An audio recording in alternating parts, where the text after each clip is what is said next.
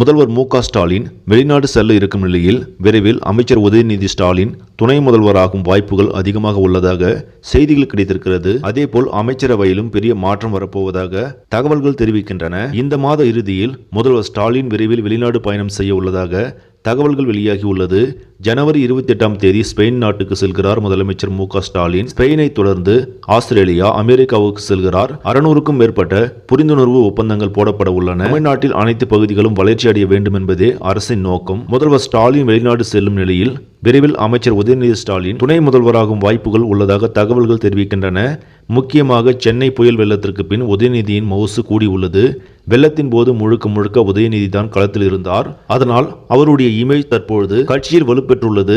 இதனையெல்லாம் மனதில் வைத்துதான் போது உதயநிதிக்கு துணை முதல்வர் பதவி கொடுத்தால் வருங்கால அரசியல் பாதைக்கு சரியான தருணமாக இருக்கும் என்று முதல்வர் கருதுகிறாராம். இதனால் தற்போது அவரை பெரிய அளவில் வளர்த்துவிட்டு அடுத்த தேர்தலில் முதல்வராக்கவும் அவர் முடிவு செய்திருப்பதாக தெரிகிறது.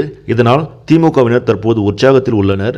சரி, நம்மளே இந்த செய்தி உங்களுக்கு பிடிச்சிருந்தா லைக் பண்ணுங்க, ஷேர் பண்ணுங்க, மறக்காம நியூஸ் இன்ஃபோ தமிழ் சேனலை சப்ஸ்கிரைப் பண்ணுங்க. அடுத்த வீடியோவில் சந்திக்கலாம். நன்றி.